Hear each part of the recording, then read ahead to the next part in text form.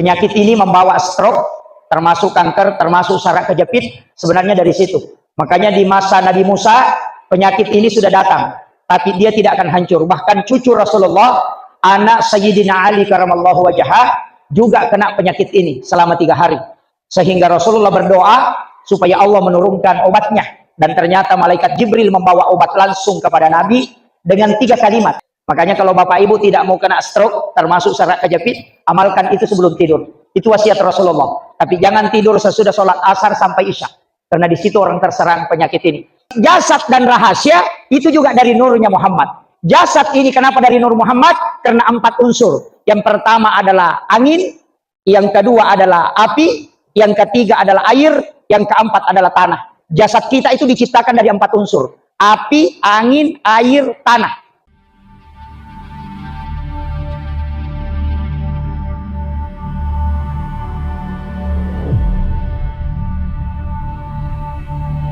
Alhamdulillahi Rabbil Alamin. Wassalatu wassalamu ala ashrafil anbiya'i wal mursalin. Sayyidina wa maulana wa habibina wa syafi'ina wa ala alihi wa ashabihi wa sahabatihi ajma'in. Allahumma salli ala Sayyidina Muhammadin tibbil qulubi wa dawaiha wa afiyatil abdani wa shifaiha wa nuril absari wa diyaiha wa ala alihi wa sahbihi wa sallim. Alhamdulillah, pada kesempatan ini sebenarnya berat sekali saya ceramah. Kenapa? Karena ada 2 orang yang susah diceramai, Pak. Yang pertama orang lapar, yang kedua orang mengantuk. Tidak mau dengarkan ceramah lama-lama. Karena waktu sesudah duhur itu adalah waktu istirahat. Kita memang disunnahkan untuk tidur sampai masuk waktu asar. Karena di waktu asar sampai isya itu kita dilarang, makruh hukumnya. Karena rata-rata orang yang tidur sesudah asar sampai maghrib, kenapa Rasulullah melarang? Karena di situ ada penyakit yang biasa menyerang orang yang tidur, yang disebut dengan rihil ahmar. Penyakit ini membawa stroke, termasuk kanker, termasuk saraf kejepit, sebenarnya dari situ. Makanya di masa Nabi Musa, penyakit ini sudah datang, tapi dia tidak akan hancur. Bahkan cucu Rasulullah, anak Sayyidina Ali karamallahu wajhah, juga kena penyakit ini selama 3 hari. Sehingga Rasulullah berdoa supaya Allah menurunkan obatnya. Dan ternyata malaikat Jibril membawa obat langsung kepada Nabi dengan 3 kalimat. Allahumma inni a'udzubika minar rihil ahmari waddamil aswadi wadda'il akbari. Rasulullah berwasiat, siapa yang membaca doa ini menjelang tidur atau ketika hendak dia tidur, maka dia terhindar dari penyakit rihil ahmar. Makanya kalau Bapak Ibu tidak mau kena stroke, termasuk saraf kejepit, amalkan itu sebelum tidur. Itu wasiat Rasulullah. Tapi jangan tidur sesudah sholat asar sampai isya. Karena di situ orang terserang penyakit ini. Penyakit ini tempatnya 2. Biasa di belakang pintu dan di dalam WC. Makanya ketika ada orang jatuh di WC, itu jarang selamat. Karena memang penyakit ini disebut rihil ahmar, angin merah. Setiap membuka pintu pertama, jangan terkena hembusan angin pertama ketika masuk angin. Makanya ulama kita dulu, orang tua dulu mengatakan, biarkan berhembus angin baru kau keluar dari pintu. Kenapa? Karena penyakit itu sering menimpa orang. Makanya doanya pendek. Allahumma inni a'udzubika minar rihil ahmari waddamil aswadi wadda'il akbari. Sudah dihafal, Bu? Belum. Ini agak lambat ini. Ketika Rasulullah nurnya diciptakan, maka semua malaikat itu berselawat kepada Rasulullah, termasuk malaikat Jibril dan seluruh nabi. Tapi kan Nabi diciptakan belakangan. Nabi pertama Nabi Adam itu sudah bersalawat kepada Nabi. sedangkan Rasulullah lahir, dia adalah nabi terakhir. Maka dari situ istilah di alam hakikat Rasulullah adalah rasul pertama, tapi di alam lahiriah Rasulullah adalah rasul terakhir. Makanya Rasulullah diciptakan sebelum Adam itu diciptakan. Dalilnya mana? Qad ja'akum minallahi nurun wa kitabun mubin. Telah datang dari Tuhanmu cahaya, nurun, cahaya di situ yang dimaksud para ulama tafsir dalam tafsir Isyari adalah nurun Muhammad. Makanya Al-Quran, Zabur, Taurat, Injil itu belakangan. Yang pertama itu adalah nurun Muhammad. Makanya sholawat juga bentuknya dua. Ada berbentuk fi'il madi, ada berbentuk fi'il mudhari. Makanya Allahumma sholli ala Sayyidina Muhammad itu fi'il mudhari. Sedangkan sallallahu ala Muhammad itu fi'il madi. Kenapa ada dua? Karena fi'il madi itu dipakai untuk yang sebelum. Artinya sebelum jasadnya Rasulullah diciptakan itu sudah disolawati. Makanya solawat yang bentuk fi'il madi itu disebut solawat Nur Muhammad. Sedangkan solawat yang berbentuk fi'il mudhari itu salawat langsung kepada Rasulullah yang utuh. Makanya ketika solawat fi'il madi disebut salawat Jibril. Makanya sallallahu ala Muhammad itu salawat Jibril. Karena belum diciptakan jasadnya Rasulullah. Kalau Allahumma sholli ala Sayyidina Muhammad itu setelah Rasulullah dilahirkan. Makanya salawat itu ada dua bentuknya. Kemudian ini yang agak penting saya tekankan dulu. Rasulullah itu ketika disolawati oleh para malaikat, ketika beliau diciptakan oleh Allah, makanya likulli syai'in min nurin Muhammad, segala sesuatu itu bersumber dari nur Muhammad. Yang kedua, laulaka ya Muhammad lama ahlaktul makhluk, kata Allah. Seandainya bukan engkau Muhammad, seandainya engkau bukan engkau Muhammad, itu Allah sampai mengulang 3 kali, kemudian mengatakan lama halaktul makhluk, justru aku tidak akan menciptakan makhluk. Artinya apa? Dari nurun Muhammad segala sesuatu itu diciptakan. Manusia, nurun Muhammad disebut rahasia. Kita akan diciptakan jasad, ruh, jiwa. Jiwa inilah yang disebut rahasia. Rahasia inilah yang disebut dengan nurun Muhammad. Makanya zikir itu ada namanya zikir rahasia. Itu lari ke nurun Muhammad. Kemudian kalau jasad, itulah tubuh kita. Tapi jasad dan rahasia itu juga dari nurnya Muhammad. Jasad ini kenapa dari nur Muhammad? Karena 4 unsur. Yang pertama adalah angin, yang kedua adalah api, yang ketiga adalah air, yang keempat adalah tanah. Jasad kita itu diciptakan dari 4 unsur. Api, angin, air, tanah. Sifatnya api berdiri, simbolnya adalah huruf alif. Sifatnya angin ruku, simbolnya adalah huruf H. Sedangkan sifatnya tanah adalah sujud, maka simbolnya adalah huruf mim. Sedangkan air adalah duduk, simbolnya huruf dal. Makanya tulisannya A, H, mim, dal. Tulisannya Ahmad. Itu juga disebut Nur Muhammad. Nah, makanya ulama kita dulu hanya menjelaskan sesederhana itu. Bahwa jasadmu dari Nur Muhammad karena dilihat dari sifatnya.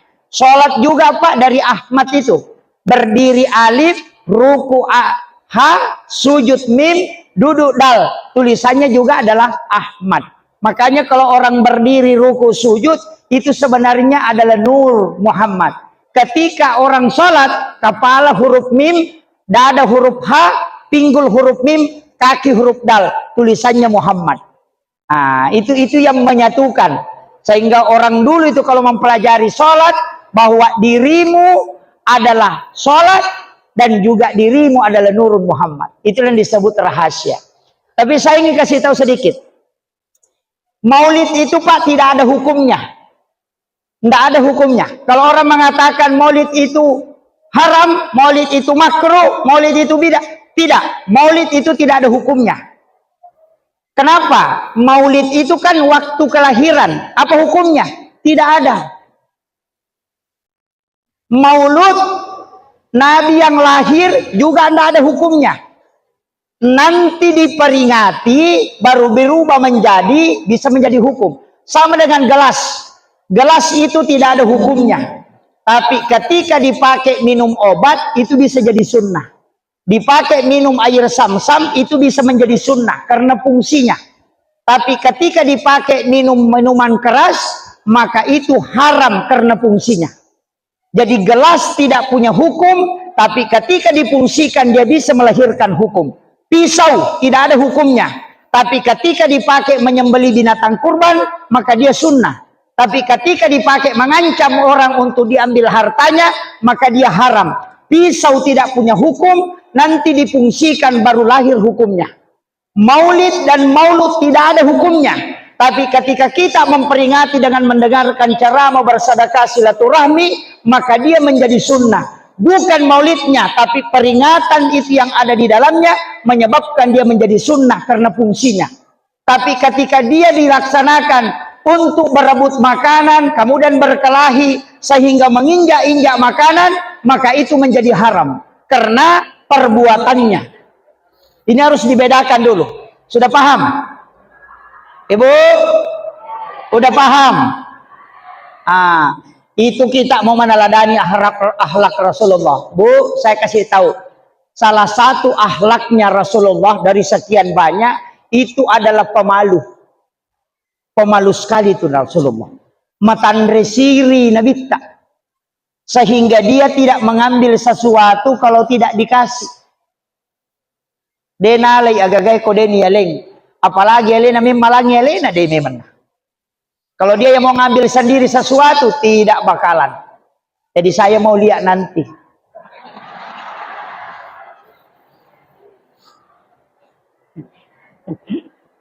Ya, saya mau lihat nanti nih. Rasulullah itu nanti dikasih baru dia ambil. Kalau tidak dikasih dia tidak mau, apalagi dia pergi ambil, apalagi berebut, tidak pernah. Makanya ibu-ibu ini insya Allah meneladani Rasulullah. Tidak ambil telur kalau tidak dikasih.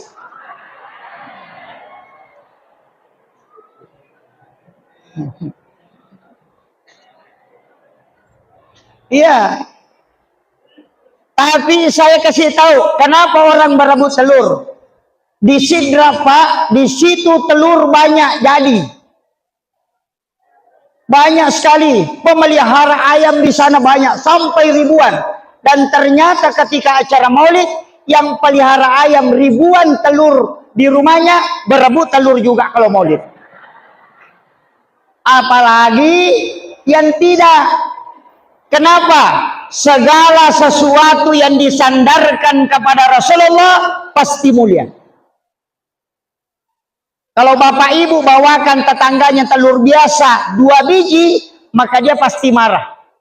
Dia bilang, wah ini orang kayak apa bawa saja telur 2 biji lagi. Tapi kalau dikasih telur Maulid, biar 1 biji, pasti dia sangat senang. Kenapa? Karena disandarkan kepada Rasulullah. Makanya Pak Bupati, kalau kepala dinas berebut tidak apa-apa.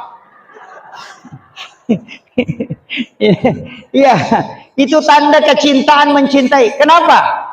Hajar Aswad, kita mengambil benda dulu. Hajar Aswad itu tidak mulia. Dia adalah batu putih dari surga. Tapi kenapa dia jadi mulia? Karena Rasulullah pernah menciumnya. Seandainya Rasulullah tidak pernah mencium Hajar Aswad, maka sampai hari ini tidak ada orang yang mencium Hajar Aswad ketika dia tawaf. Iya. Yang kedua, apa kemuliaan Rasulullah? Ketika dia berjalan, awan menutupi kepalanya. Badannya Rasulullah tidak pernah kena sinar matahari langsung.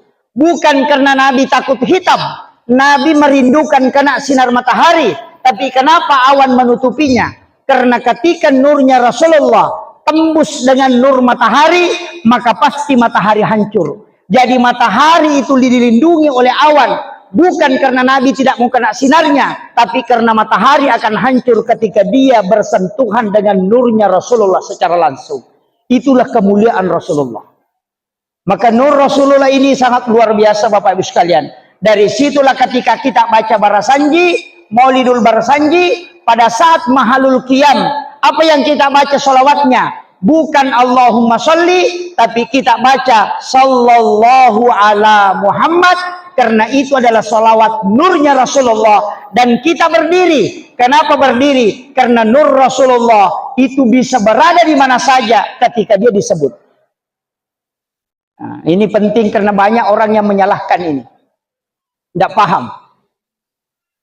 Makanya ulama-ulama kita dari dulu itu sudah menjelaskan sebenarnya. Cuma kadang ini mulai hilang. Karena dalam agama ini ada beberapa dimensi ilmu, Pak. Sama dengan di kabupaten. Ada kepala dinas pendidikan, ada budaya. Kan begitu. Ada olahraga. Di dalam agama itu ada kajian hikmah, ada kajian fikih, ada kajian tafsir, ada kajian hadis, ada kajian tasawuf, ada kajian hukum-hukum agama. Hikmah dengan tasawuf itu berbeda, fikih juga berbeda. Makanya Bapak Ibu sekalian, saya ingin kasih tahu, ilmu yang sekarang mulai hilang adalah ilmu hikmah. Tasawuf sudah mulai diangkat, tapi ilmu hikmah ini yang susah, karena ilmu yang lahir dari ilmu. Apa contohnya? Saya bisa kasih tahu, ilmu yang lahir dari ilmu. Kita kalau makan Bapak Ibu sekalian, itu dilarang melangkahi makanan. Makanya kalau ada ayam di depan kita, ada ikan di sana, tidak boleh melangkah. Ada orang makan itu kayak eskapator tangannya. Itu tidak boleh.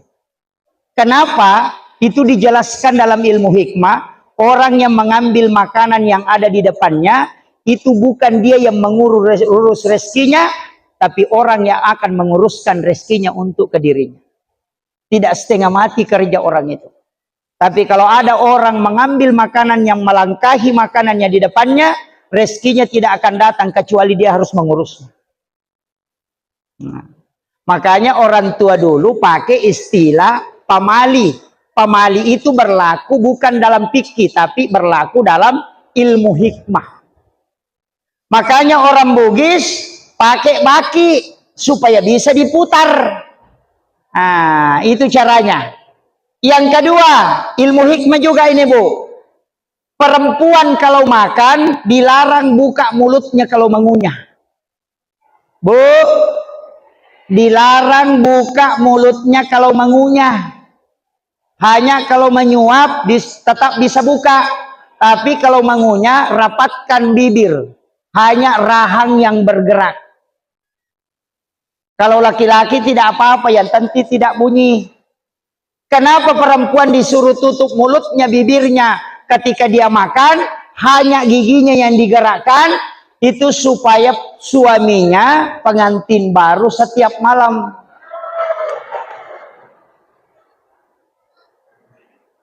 Sudah tahu, Bu? Belum.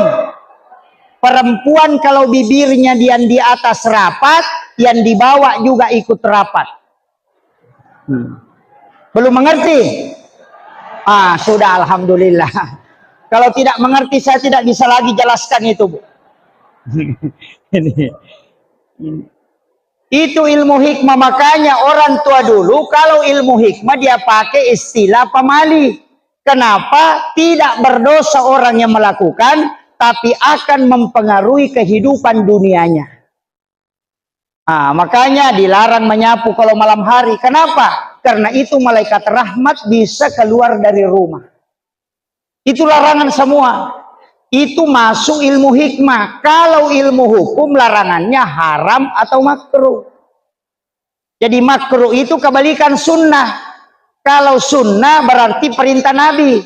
Kalau tidak dilakukan itu berarti makruh. Jangan bid'ah. Sekarang banyak orang kalau bukan sunnah bid'ah. Jadi masalah, banyak orang masuk neraka. Karena kalau bid'ah pasti ujungnya neraka. Kalau makruh tidak berdosa. Makanya mau tidur tidak berwudu makruh, karena sunnahnya berwudu dulu. Masuk masjid dahulukan kaki kanan, itu sunnah. Kalau kaki kiri makruh, bukan bid'ah. Kalau makruh dikerjakan rugi, tidak dikerjakan dapat pahala. Kalau sunnah dikerjakan dapat pahala, tidak dikerjakan rugi, bukan tidak apa-apa. Ada juga guru sekolah itu, sunnah dikerjakan dapat pahala, tidak dikerjakan tidak apa-apa. Muridnya tidak sholat sunat. Ditanya, kenapa tidak sholat sunat? Kan bapak bilang tidak apa-apa, kan sunnah ji. Sunnah itu dikerjakan dapat pahala, tidak dikerjakan rugi. Kenapa rugi? Karena ada pahala tidak diambil. Kalau makruh dikerjakan kita rugi. Kalau tidak dikerjakan tidak berdosa. Kan begitu. Makanya bapak ibu kalau mandi, mau mandi tidak berwudu, makruh itu. Karena sunnahnya berwudu dulu baru mandi. Sama kalau hari Jumat, kita kadang potong kuku baru pergi mandi. Itu terbalik. Mandi dulu baru wudu sempurna baru potong kuku. Karena siapa yang memotong kukunya dalam keadaan ada wudunya, maka kukunya tidak pernah berhenti berzikir hingga dia hancur. Itu ulama dari dulu selalu ingatkan. Cuma kadang-kala kita potong kuku dulu baru pergi mandi. Terbalik. Kemudian akhlak Rasulullah kita mau ambil. Ini untuk menghadapi pemilihan umum ini Pak. Saya kasih tahu. Di bawah sifatnya Nabi Ta'ala. Satu saja sifatnya Nabi diambil Pak. Sudah aman negara. Pak polisi tidak ada pekerjaannya. Jaksa tidak ada lagi persoalan dia urus. TNI tidak bisa keluar-keluar Pak. Kenapa? Apa itu? Ajak tasusai pada tak rupa tahu. Jangan membuat susah orang lain. Itu aja. Rasulullah itu adalah Nabi yang tidak pernah memberikan kesusahan kepada umatnya. Kenapa Nabi sholat tarawih cuma 3 malam berturut-turut? Alasannya apa? Bukan karena Nabi malas. Tidak. Nabi 3 malam berturut-turut sholat tarawih, setelah itu tidak pergi ke masjid. Ditunggu, Nabi tidak keluar. Kemudian apa kata Nabi? Saya tahu engkau menunggu saya. Tapi saya sengaja tidak berangkat. Saya takut kalau ini dianggap wajib. Sehingga memberatkan untuk umatku kelak. Nah, coba. Itu hebatnya Rasulullah. Nabi kalau ada imam disuruh pendekkan bacaan kalau jadi imam. Kalau sholat sendiri panjangkan bacaan. Supaya orang tidak terbebani dengan sholat berjamaah. Itu Rasulullah. Khutbah Jumat, oh Nabi larang lama. Khutbahnya Nabi paling panjang 7 menit. Kenapa? Karena Nabi tahu bahwa kalau hari Jumat orang suka ngantuk. Ada orang Pak 3 kali mimpi khatibnya belum berhenti. Ini. Makanya saya kasih tahu itu sunnah Rasulullah. Jadi ajak tasusaiwi pada tak rupa tahu. Jangan bikin susah orang. Imam jangan bikin susah makmum. Bacaannya terlalu panjang. Orang sudah capek belum berhenti. Kemudian makmum jangan bikin susah Pak Imam. Aja tasusai mata. Napai telu ayat nak baca, baru 3 ayat dibaca Pak Imam, langsung makmumnya bilang,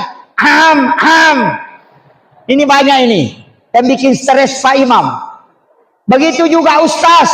Ustaz jangan bikin susah jamaah. Ceramah terlalu panjang. Orang sudah gantian kakinya naik, belum berhenti. Jamaah juga jangan bikin susah Ustaz. Ceramah setengah mati di depan, cerita juga di belakang. Iya, suami jangan bikin susah istri. Selalu disuruh bolak-balik, kerja bolak-balik, semua pekerjaan dia yang kerja, baru tidak dikasih uang belanja. Bu, kasih tahu suami tak, Pak, jangan bikin susah saya. Uang belanja tolong dikasihlah sama saya. Jangan suami semua yang pegang. Ada suami itu Bu, semua uang belanja dia yang pegang.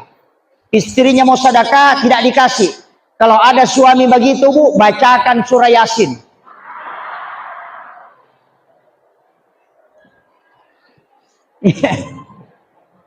Istri jangan juga bikin susah suami. Suami sudah kobi-kobi begini tidak diperhatikan. Bu, tidak kikir ji kita kasih suami tak? Tidak ji. Deto tama seke malengi laki tak? Bu, saya kasih tahu, laki-laki kalau syahwatnya naik, otaknya error. Betul. Makanya kalau dia minta itu nah tidak dikasih, biasa ditanya, mau ke kantor Pak? Kantor. Nah itu masalah itu. Iya. Laki-laki itu kalau syahwatnya naik, otaknya error memang. Makanya kasih cepat supaya normal. Iya. Tapi bapak-bapak, saya kasih tahu, sayangi istri baik-baik, sempurnakan kasih sayang kepada istri. Jadikan istrimu sebagai ratu. Kenapa? Karena siapa yang menyayangi istrinya sepenuh hati dengan ikhlas, maka lihat pasti hidupnya berkah. Itu kuncinya. Jangan coba-coba selingkuh. Jangan, Pak. Kenapa? Pasti rusak.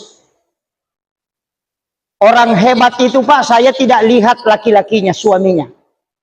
Jika ada menteri, ada pejabat, bukan dia yang saya lihat. Saya mengatakan pasti ada rahasia sama istrinya atau ibunya. Dari situ. Kenapa? Orang hebat itu Pak Bu, lihat siapa istrinya. Kita mau buktikan, Soeharto orang hebat. Tapi kapan dia jatuh?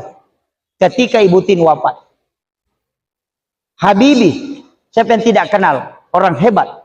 Tapi kapan dia jatuh? Ketika Ibu Ainun wafat.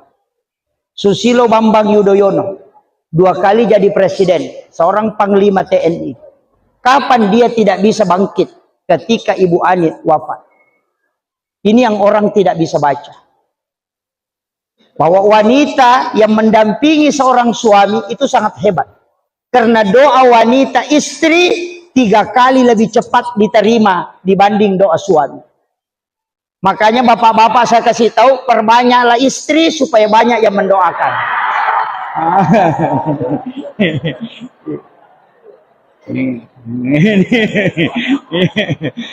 Ibu-ibu langsung protes.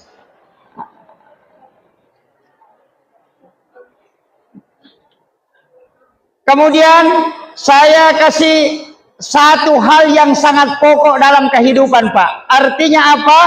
Rasulullah itu adalah orang yang selalu melakukan perbuatan ihsan. Ihsan itu adalah melakukan kebaikan. Begini Pak, al-khair dengan ihsan itu beda. Apa bedanya? Ya kau angkat tahu mabassa, napa mabassa toki, mapasi wala dece miasanna. Jadi ketika orang dermawan, kita juga dermawan, berarti kita hanya membalas kebaikan. Tapi ketika ada orang kikir kemudian kita dermawan, berarti kita melakukan ihsan. Maki buaki dece ngasanna. Rasulullah memerintahkan kita melakukan kebaikan, ketika orang kikir kita dermawan. Wala idece tau mapeja elokoriko. Itu pesannya Rasulullah. Jangan kata maseke abad sakit. Coba di kong kata maseke maka dami itu siya keperangan. Kalau ada orang kikir ganti-gantian jika kaki ke depan. Ini juga jadi masalah Pak. Tapi dalam bab tasawuf, saya ngaji tasawuf itu tidak ada bab kikir. Yang ada di tasawuf itu bab tamak. Tidak ada bab kikir. Saya pernah tanya ke ulama tasawuf, kenapa bab kikir tidak ada? Jawabannya gampang. Rezeki itu sudah dicukupkan dan dilebihkan. Tidak ada orang kurang rezekinya. Sehingga bab kikir itu tidak ada. Yang ada adalah bab tamak. Jadi dia juga sitongan atau maseke, atau magala mimilau mega. Ya kong katau maka na maseke yanu, alena itu magala milau. Aja negara tilau tanah dia na maseke. Kan begitu. Padahal orang bilang itu si anu kikir. Dia tidak kikir, cuma kamu yang sering minta. Makanya kau bilang kikir. Coba ndak usah minta. Nah, ini penting Pak. Makanya kita disuruh di Luwu ini Pak. Saya yakin tidak ada orang miskin. Deka tau kasih syukulu, tau peri ni mereka. Kalau orang miskin itu Pak mau makan, nah tidak ada. Kau tahu peri, angka motoro na memang oto. Jadi ada hartanya tapi selalu mengeluh. Inilah yang selalu bikin surat keterangan kurang mampu. Penuh kantor desa Pak. Itu orang begitu itu. Ada hartanya, tapi suka memang minta-minta. Jadi setiap ada bantuan pasti datang, bikin keterangan surat mampu. Pakai emas untuk jemput bantuan. Itu tapi tidak ada jadi lu kayaknya nih. Tidak ada jadi bu.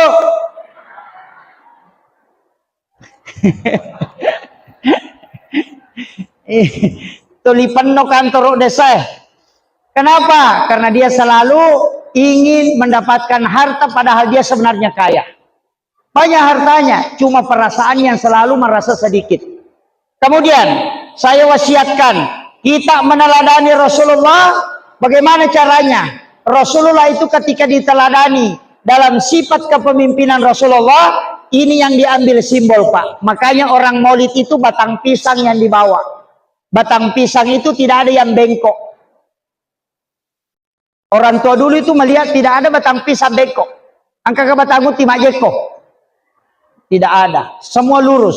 Makanya orang Bugis punya falsafah. Tato bata ko na sabak lempu. Mubasikali na sabak getang.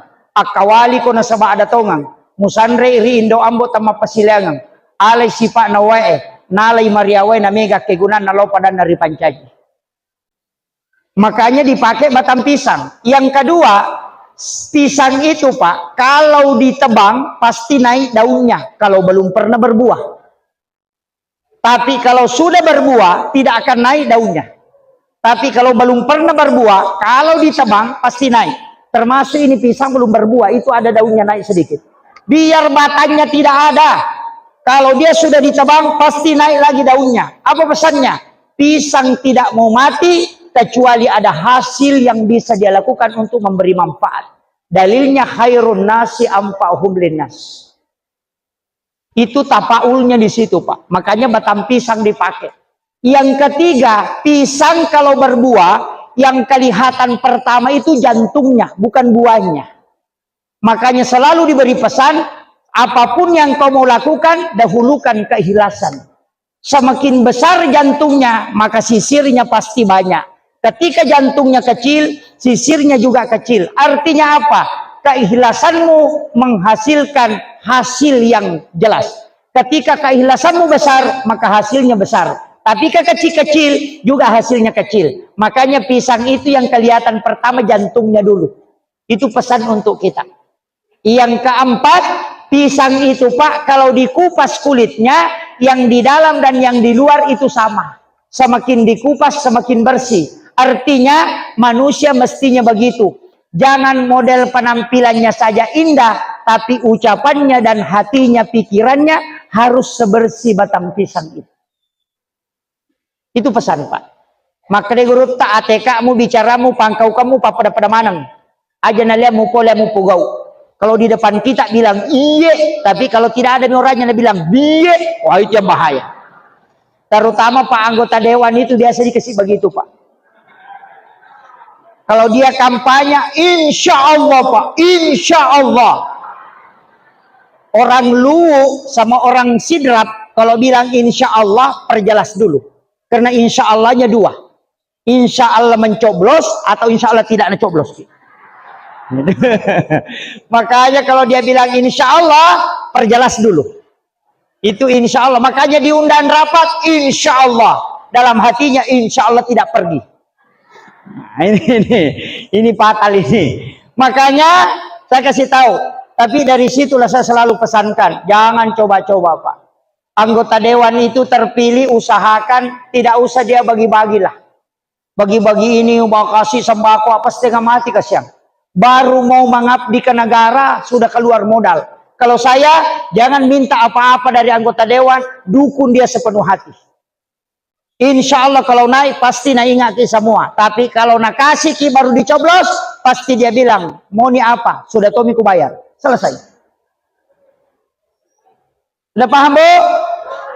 Tidak ada jisogok menyogok di sini. Dadah. Tapi saya kasih tahu, sogok dan disogok dan menyogok itu tidak berdosa. Di sini Pak Ketua MUI datang, Pak Kepala Kantor Kementerian Agama. Saya sudah kaji dalam Islam, saya cari-cari dalil, tidak ada dalil yang saya dapat mengatakan yang disogok dan menyogok berdosa, tidak ada. Yang hadis itu mengatakan ar-ra'si wal murtasi finar. Yang disogok dan menyogok keduanya masuk neraka. Betul Pak? Tidak berdosa. Kenapa neraka disebut? Kalau berdosa masih bisa taubat. Kalau neraka itu dibakar dulu baru bisa lepas. Nah, jadi tidak ada. Sama ketika ada orang bertanya, Pak Ustaz, ada orang rajin menyumbang ke masjid, tapi dia tidak sholat. Rajin menyumbang di masjid, tidak pernah sholat berjamaah. Saya bilang pasti orang itu ada istananya di dalam surga. Dia bilang tidak sholat, biar tidak sholat, tetap dibangunkan istana di dalam surga. Karena Rasulullah yang bilang, "Mambana masjidan fid dunya lillahi ta'ala, banallahu lahu baitan fil jannah." Siapa yang bangun masjid di rumah Allah di dunia karena Allah, maka dibangunkan istana di dalam surga. Jadi kalau ada orang rajin menyumbang ke masjid tapi tidak sholat, tetap ada rumahnya di surga, cuma tidak masuk.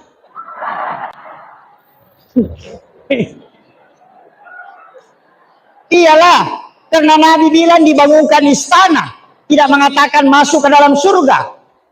Kalau mau masuk sholat, makanya rajin berjamaah tapi tidak menyumbang, masuk surga tidak ada tempatnya.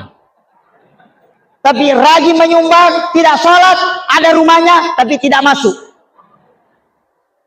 Makanya perintah agama, sholat dan zakat itu bergandengan. Kemudian pertanyaan saya, kenapa pisang Pak itu digantung pakai di situ ada telur? Kenapa bukan semangka? Kenapa bukan durian? Ini digantung telur. Kenapa? Karena telur itu hakikat simbol manusia dan agama.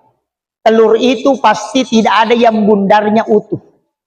Gimpe manang. Manusia juga begitu, tidak ada yang sempurna. Sehebat apapun kau melihat dia, pasti ada dosanya. Telur itu 3 Pak, kulitnya, kuning telur, dan putih telur. Manusia juga 3, perbuatannya, ucapannya, dan hatinya. Itu 3. Ada telur pecah kulitnya, tapi isinya bagus. Itu mungkin harganya murah. Ada orang Pak, kalau dilihat modelnya tidak ada model. Tapi hatinya sungguh indah. Orang itu biasa dianggap biasa. Tapi ada orang utuh pakaiannya bagus, sholatnya juga Allahu Akbar, wah bagus. Tapi kalau ngomong semua orang sakit kepala. Nah, ada juga telur begitu Pak, kulitnya bagus, cantik, tapi isinya baku campur, kalau amporo sana. Jadi kalau ada orang rapak songkoknya, bagus pakaiannya, sholatnya Allahu Akbar, tapi tidak ada tetangganya baku cocok, tahu ampur ya tuh. Ini makanya simbol itu dipakai. Orang tua dulu itu pakai falsafah, kemudian pakai batang bambu. Itu bambu yang kecil dibelah-belah. Kenapa pakai bambu? Kenapa tidak pakai ranting? Bambu itu ada maknanya, mas selompau, merangkul anaknya. Makanya kalau bapak mau tahu itu bambu, ada pesannya. Kalau anaknya tumbuh di luar dari tempat kumpulan induknya, berarti sampai 3 bulan ke depan itu tidak ada angin kencang. Kalau anaknya tumbuh di bagian luar. Tapi ketika anaknya tumbuh di tengah-tengah, berarti akan ada, oh ini sudah asar. Berarti saya sudah disuruh perpendekin. Sudah selesai ya? Ya. Oh otomatis. Ustaznya juga otomatis nanti berhenti. Tidak bisa dimatikan ya? Terganggu kita kalau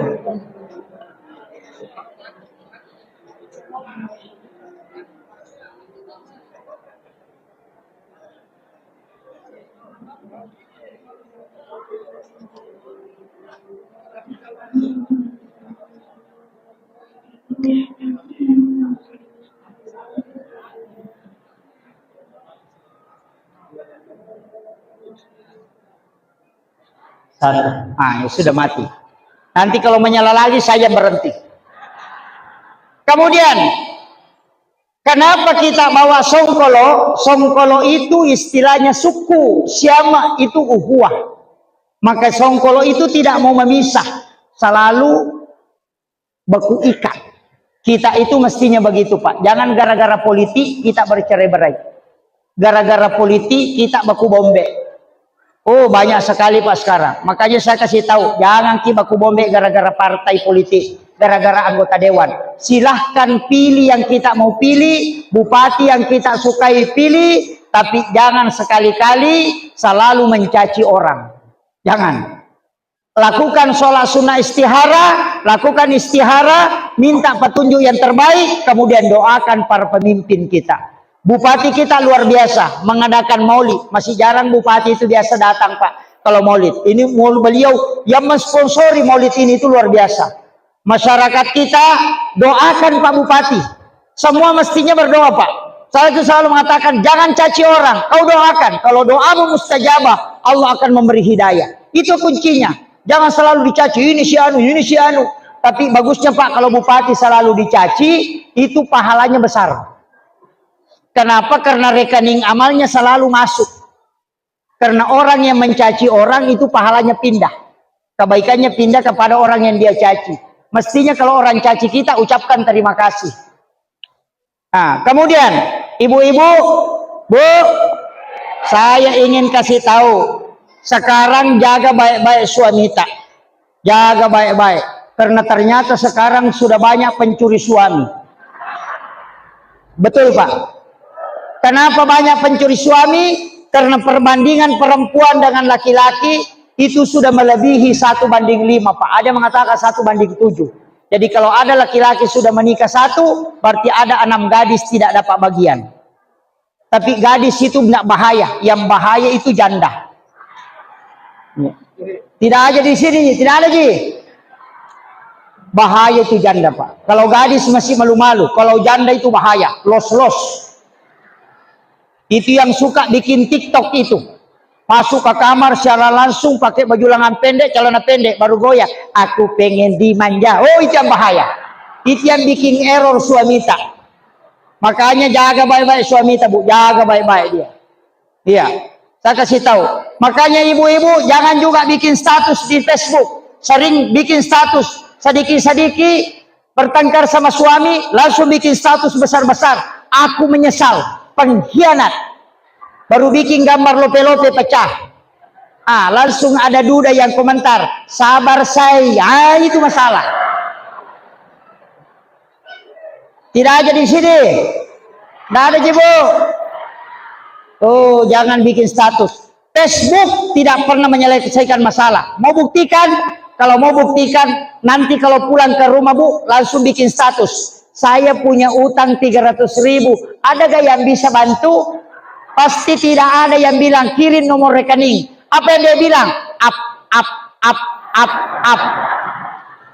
Itu saja. Tidak mau membantu, bilang saja up.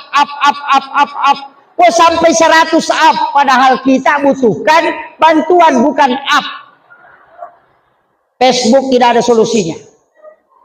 Sudah tahu Bu? Makanya ibu-ibu perceraian banyak terjadi juga gara-gara Facebook. Nah, semua urusannya orang. Si anu sakit perut di Jakarta. Ada si anu sakit giginya di Kalimantan. Itu si anu sakit lututnya di Makassar. Itu si anu sakit perutnya di Surabaya. Padahal suaminya mencret, dia tidak tahu. Gara-gara secara langsung. Banyak orang tidak memperhatikan suaminya. Bu, kalau mau suaminya selalu sayang, lakukan 4 hal.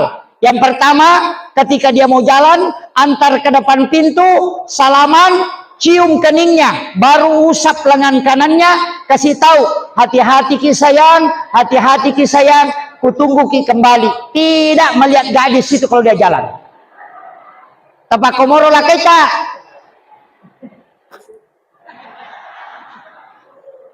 Yang kedua, kalau suami datang, jangan tanya apa-apa, kecuali beritahu, Pak, apa ku bikinkan ki? Kopi, teh, atau air putih? Kalau dia bilang air putih saja sayang, kasih air putih. Sesudah dikasih, tatap matanya, baca salawat, cium keningnya, baru kasih tahu, istirahat maki dulu sayang, ku bikinkan ki makanan. Pasti tenang hatinya. Iya. Tapak komoro lah kita.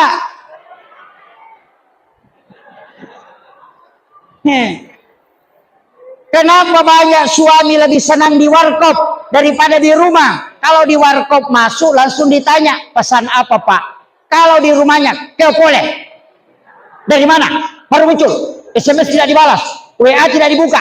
Sama siapa jalan? Oh, kayak wartawan. Makanya suaminya malas di rumah. Kalau suami capek, baringkan di paha, kucek-kucek sedikit rambutnya, baru usap-usap kepalanya. Pasti tenang perasaannya. Tapak kumur benek laki bu. Oh, makanya memang apa tolapa. Ini. Tapi saya kasih solusi bu, yang paling bagus kalau mau aman suami itu terjaga. Setiap subuh Jumat pertama setiap bulan Islam. Nanti ini Rabiul Akhir, subuh Jumat pertama. Bikinkan air panas suami di subuh hari. Aduk mengikuti arah tawaf. Aduk mengikuti arah tawaf. Baca inna ansalnahu. Ini dari Aisyah. Baca inna ansalnahu. Ketika sudah diaduk, letakkan pengaduk di tengah-tengah. Jangan diangkat. Nanti airnya berhenti berputar dan tenang. Baru kita baca surah Al-Kautsar. Pengaduk itu diangkat. Baru dikasih suami kita suruh minum. Setelah dia minum, sisakan, usahakan. Ada sisanya kita minum sedikit sambil membaca surah Al-Kautsar. Tidak ada istri yang diceraikan oleh suaminya yang mengamalkan itu. Makanya Aisyah itu sering merengek minta sisanya Nabi. Bahkan dia yang pegang gelasnya. Makanya sudah tahu bu? Belum? Saya ulang. Inna ansalnahu dibaca, diaduk mengikuti arah tawaf, berlawanan arah jarum jam. Nanti airnya berhenti berputar, letakkan sendok itu di tengah-tengah, baca surah Al-Kautsar. Setelah itu kasih suami dia minum, sisanya kita minum sedikit. Maka siapa yang melakukan itu, suaminya tidak bisa menceraikan istrinya. Itu kuncinya. Sudah hafal bu? Saya kasih tahu bapak-bapak. Makanya kalau mau selamat, habiskan kopinya di subuh Jumat. Insya Allah selamat. Iya. Saya kasih ilmunya. Itu. Kemudian yang terakhir, saya wasiatkan, apalagi sekarang kemarau, banyak orang yang agak berat karena mungkin gagal panen, ada yang kemudian membutuhkan air. Sebenarnya kita harus setiap di sujud terakhir dalam sholat kita memohon kepada Allah. Apapun kata ilmuwan, kalau Allah yang mengatur pasti akan berubah. Maka kita memohon kepada Allah di sujud terakhir dalam sholat. Kita minta supaya Allah menurunkan hujan, menurunkan keberkahan. Tapi ada juga orang pak minta supaya tidak hujan. Iya, ada memang yang berdoa pak supaya tidak turun hujan. Kenapa? Karena dia tanam semangka. Tukang kebun semangka itu kalau hujan rusak semangkanya. Makanya dia berdoa jangan turun hujan dulu ya Allah, semangkaku rusak ini. Kita berdoa ya Allah turunkan hujan. Makanya doa berkelahi di langit. Makanya saya kasih tahu Bapak Ibu, ini penutupnya. Kalau hak berdoa itu hari Kamis baru dilapor. Makanya orang puasa hari Kamis karena doanya dilapor kepada Allah itu hari Kamis. Hari Senin kita berpuasa karena itu hari kelahiran Nabi. Padahal mestinya juga kita puasa di hari kelahiran Pak. Kalau lahir hari Rabu, puasa di hari Rabu. Karena Nabi ditanya, kenapa puasa hari Senin? Karena saya lahir hari Senin. Makanya puasa di hari kelahiran tak, itu sunnah.